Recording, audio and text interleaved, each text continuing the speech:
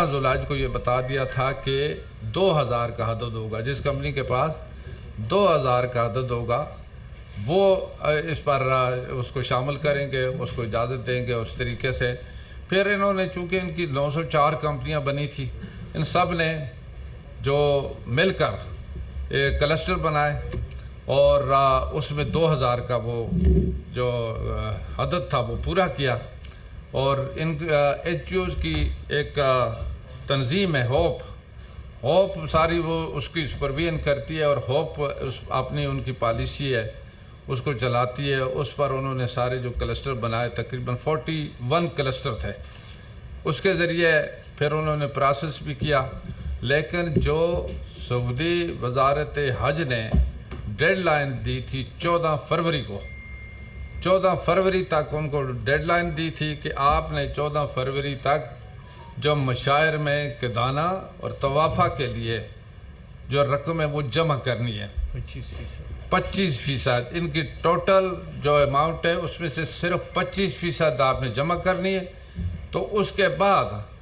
باقی جو آگے پروسیس ہوگا، جب تک وہ آپ کی بکنگ نہیں ہوگی اس سے پہلے کوئی باقی کسی جگہ آپ مطلب ہے کوئی کام نہیں، بلڈنگ نہیں لے سکتے یا ٹرانسپورٹ کا نہیں کر سکتے۔ تو یہ ان کے اکاؤنٹ ہیں، ہر منظم کے اپنے اکاؤنٹ ہیں، اور اس میں باقاعدہ ان کو کہا گیا کہ 25 تک آپ اس سے ہمارے مطلب ہے یہ اکاؤنٹ میں پیسے ٹرانسفر کریں۔ لیکن 14 فروری تک صرف اور صرف 3000 اور تقریباً 600 لوگوں نے وہاں پیسے جمع کیے تھے۔ اس کے بعد انہوں نے پھر ایکسٹینشن دی تقریباً 1 ہفتے کی، اور 48 گھنٹے دیے کہ اس میں آپ پیسے مزید جمع کریں، ٹرانسفر کریں، تاکہ آپ کو یہ قدانہ اس میں کہہ دیں جہاں پلاٹ جو مکتب بنائے جاتے ہیں، وہ جو جگہ ہوتی ہے اس کو کہتے ہیں، وہ آپ کے نام پر الاٹ کی جائے۔ اور اس کے ساتھ طوافہ اس کو کہتے ہیں کہ جو مشاعر میں سروسز پرووائڈ کریں گے، وہاں پر سارا کھانے کا، اس کے ساتھ باقی جو بھی وہ ٹینٹ وغیرہ اور باقی سہولیات فراہم کریں گے، تو اس کے لیے آپ جمع کریں۔ تو اس کے باوجود انہوں نے مزید جو 10,000 کا جمع کیا، تو ٹوٹل 13,600 کے لگ بھگ تھی۔ تو پھر جس وقت ہم آگے ہمیں پتہ چلا تو میں بذات خود گیا، پھر وزیر حج سے ملاقات کی اور ان سے میری میٹنگ ہوئی، اور ان سے ہم نے ریکویسٹ کی کہ مزید ٹائم ایکسٹینڈ کیا جائے۔ لیکن چونکہ پوری دنیا کے انہوں نے پالیسی بنائی، کسی ایک ملک کے لیے تو نہیں بنائی، پوری دنیا کے مسلمانوں کے لیے بنائی، تو اس میں سب کے لیے، یعنی اگر ایکسٹینشن ہوگی تو سب کے لیے ہوگی، یا اس میں اگر کسی کا کوٹا بڑھایا جائے گا تو سب کے لیے بڑھایا جائے گا۔ بہرحال میں وہاں ان سے ملاقات کر کے واپس آیا، وزیر اعظم صاحب سے بھی میری ملاقات ہوئی۔ وزیر اعظم صاحب نے فوری طور پر نوٹس لیا، جب ان کے علم میں یہ باتیں آئیں تو انہوں نے پھر وزیر خارجہ کی ذمہ داری لگائی، اور انہوں نے رابطہ کیا، 10,000 مزید اس میں اضافہ ہوا، ٹائم بھی دیا اور 10,000 کا اضافہ کر دیا۔ تو پھر سعودی گورنمنٹ نے اس کے مطابق باقی ممالک کے ان کے لیے بھی یہ 10,000 دیا، کوٹا دیا۔ تو مقصد کہنے کا یہ ہے کہ پھر 10,000 اور اس طرح ٹیکنیکل طریقے سے کچھ لوگ رہ گئے تھے، تو 2,000 اس طریقے سے 12,000 جو لوگ اب ٹوٹل تقریباً پرائیویٹ سیکٹر میں کچھ 25,000 اور کچھ 100 لوگ جو ہیں وہ اس وقت تک حج پر جا سکیں گے۔ 25,698 تقریباً یہ اس سکیم کے تحت وہ حج کی سعادت حاصل کر سکیں گے، ان کا کوٹا اتنا ہی ان کو ملا ہے۔ تو اس کے علاوہ اب ہم نے 12 جب سے ہم آئے ان کو یہ ساری چیزیں بتائیں، 12 ان کو خطوط بھی لکھے کہ آپ اس ٹائم تک یہ جو ریکوائرمنٹ ہے پوری کریں، اور اس میں مزید اگر تاخیر ہوں گے تو شاید آپ کا کوٹا متاثر ہوگا، اس کو کوٹا آپ کا کم کر دیا جائے گا۔ تو اس سلسلے میں یہ جو انہوں نے یہ تھی یہ ڈیٹ جو لائن آپ نے دی جو اشتہار نہیں سر یہ تو ایک لمبی لسٹ ہے جو ہاں یہ بڑی لمبی لسٹ ہے. یہ جو بھی اس کی تعلیمات کے مطابق تھی, یہ ڈیٹ ہیں اس پر, فلاں ڈیٹ فلاں ڈیٹ فلاں ڈیٹ اس میں باقاعدہ دی ہوئی تھی. اور مجھے وہاں پر سعودی وزیر سے جب میری ملاقات ہوئی تو انہوں نے مجھے ایک ایگریمنٹ بتایا کہ آپ کی جو وزارت حج نے جو ایگریمنٹ کیا ہے اس میں یہ ٹائم رکھا ہوا تھا اور انہوں نے سائن کیا ہے, اور اس میں ہمارے ڈی جی کا بھی دستخط تھا, ہمارے جیس کا بھی دستخط تھا منسٹری کے, اور اس کے ساتھ ہوپ کا نمائندہ وحید بٹ صاحب ہے ان کی طرف سے وہ تھا, اس نے بھی اس پر سائن کیا ہوا تھا کہ بالکل ہم اس پر ایگری کرتے ہیں, ہم کریں گے. تو یہ ایک ذمہ داری مقصد کہنے کا تھا کہ کوئی بعض لوگ کہتے ہیں جی ہمیں تو پتہ بھی نہیں تھا, بعض لوگ کہتے ہیں کہ یہ ہو گیا, عذر معذرت کرتے ہیں. ایسی کوئی بات نہیں تھی. جو ایک منسٹری کی ذمہ داری تھی ان کو آن بورڈ کرتے ہوئے اپنے ساتھ رکھتے ہوئے سارے پروسیس کیا, اور اس پر مطلب ہے ان کو پہلے ہی سے ہدایات مل چکی تھی. تو اس وجہ سے میں سمجھتا ہوں کہ اس کے ساتھ ہی جس وقتاً فوقتاً وزارت کی طرف سے یہ باقاعدہ اشتہار بھی دیے گئے کہ پورے لوگوں کو بھی اطلاع دی گئی کہ تمام حاضمین حج کسی جگہ اگر کوئی بھی بکنگ کرتا ہے اس میں بھی باقاعدہ وہ اپنی تصدیق کر کے بکنگ کرے کہ آیا ان کو اجازت ملی ہے یا نہیں ملی. اگر وہاں سے اجازت نہیں ملی تو ایسی کمپنی میں آپ بکنگ نہ کریں. کوٹا ہے کہ نہیں, کوٹا ان کا ہے یا نہیں ہے. کوٹا یعنی چونکہ یہ سارا اس پر لسٹ ہم نے دی تھی کہ اس کی لسٹ ان کو سب کو دے دی تھی کہ ان کو کوٹا ملا ہے باقی نہیں ملا. اس میں اشتہار میں باقاعدہ ساری چیزیں دی تھی. تو اس وجہ سے ہمیں ضرور اس بات کا احساس ہے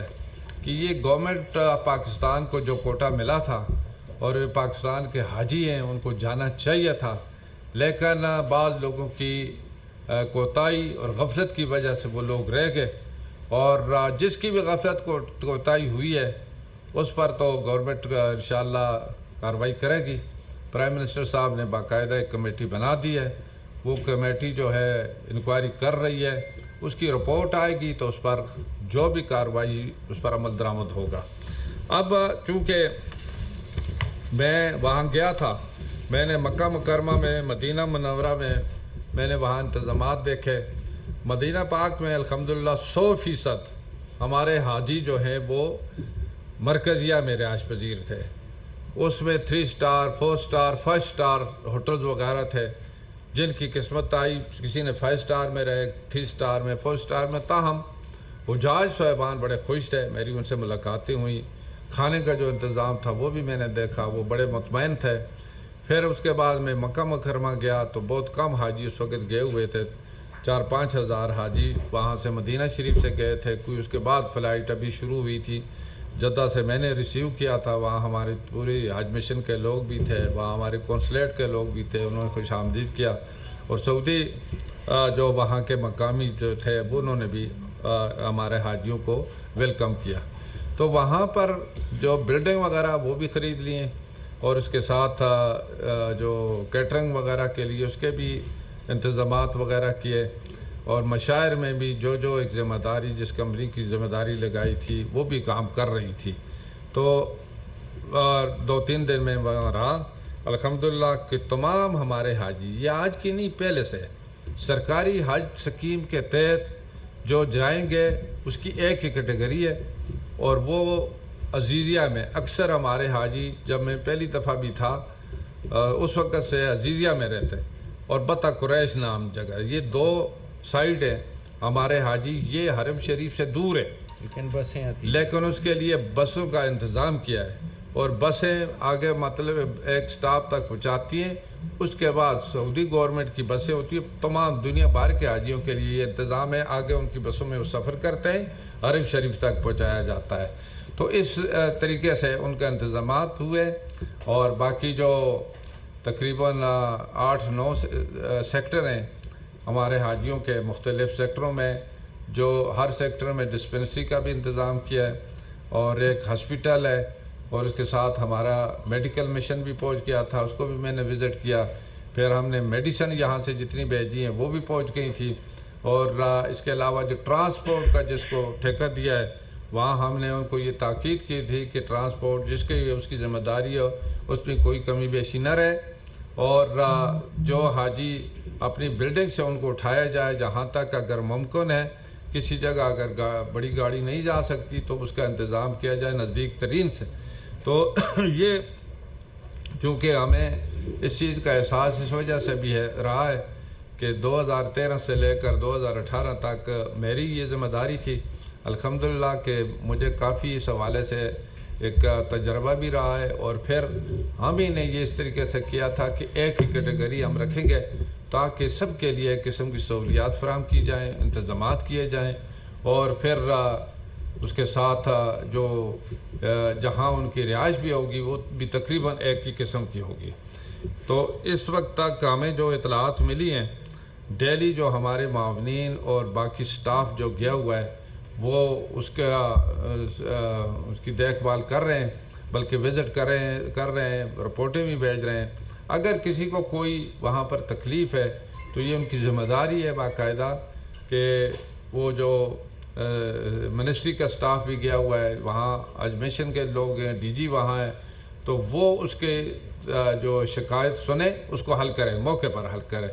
اور اگر خدا نخواستہ کوئی ایسی شکایت ہے تو ڈائریکٹ ابھی ہم تک بھی پہنچتی ہیں، تو سیکرٹری صاحب بیٹھے ہیں، سیکرٹری صاحب بھی فوری طور پر اس کو مطلب ریڈریس کرتے ہیں، کوئی مجھے اگر پہنچتی ہے ہم بھی بھیجتے ہیں۔ تو اس میں ہمارے جتنے بھی حاجی گئے تو ان کے لیے ہم نے وہاں پر جو انتظام کیا ہوا ہے، جو اس کے ساتھ کیا نام ہے اس کا ایپ جو ہر ایک اس کو دی گئی ہے، اس میں جی پاک حج ایپ، ہاں پاک حج ایپ، اس میں ساری چیزیں انفارمیشن اس میں شامل ہیں، اور جو اگر نہیں سمجھ سکتے تو اس کے ساتھ جو ٹرینڈ قسم کے لوگ بھی وہاں بھیجے ہوئے ہیں، جو حرم شریف میں بھی ان کی ذمہ داری ہوتی ہے، اور جو باہر جو بلڈنگیں ہیں مختلف جگہوں میں ان کی بھی ذمہ داری ڈیوٹیاں لگی ہیں، وہ ان کے ساتھ مدد کرتے ہیں۔ یہ پاک حج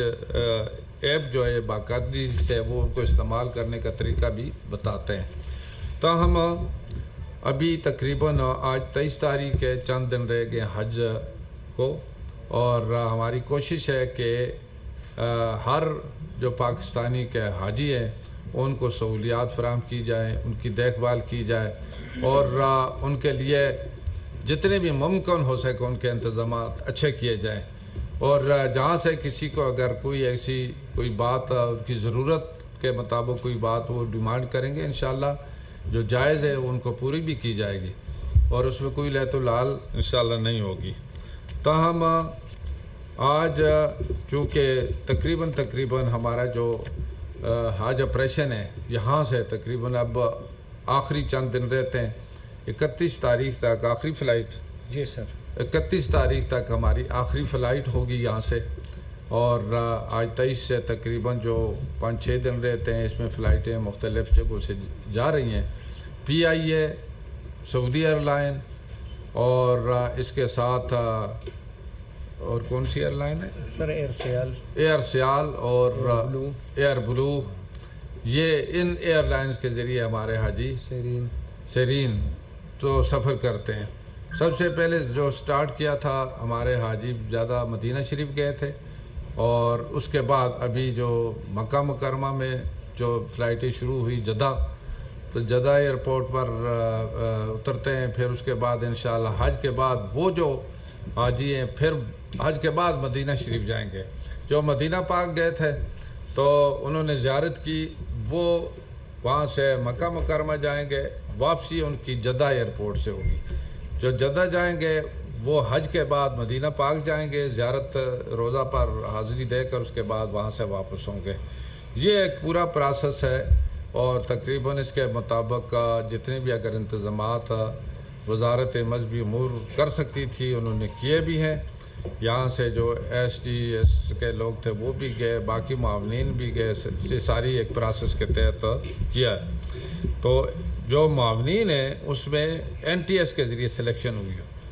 ان کی، یعنی یہ پچھلے سال بھی شاید ہوئی، لیکن پہلی دفعہ یہ دوسری دفعہ این ٹی ایس کے ذریعے سلیکشن ہوئی،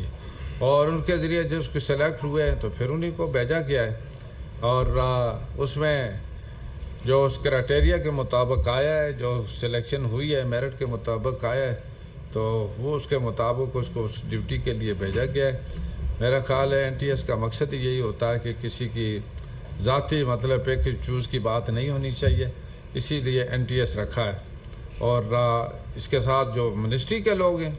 وہ ہر سال جاتے ہیں، اس میں مطلب ظاہر ہے اس میں بھی ایک طریقہ ہے، کوئی ایک سال اگر نہیں گیا تو دوسرے سال جائے گا، اور کارکردگی کی بنیاد اور کارکردگی کی بنیاد پر وہ جائے گا۔ اور وہ لوگ جو یہاں سے سلیکٹ بھی ہوئے تھے وہ کچھ لوگ چلے گئے، کچھ جا رہے ہیں،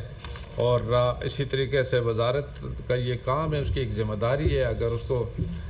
یہ سٹاف ملا ہے، ان کی سب سے پہلی اور بنیادی ذمہ داری ان کی بنتی ہے کہ وہ ساری حاجیوں کی خدمت بھی کریں،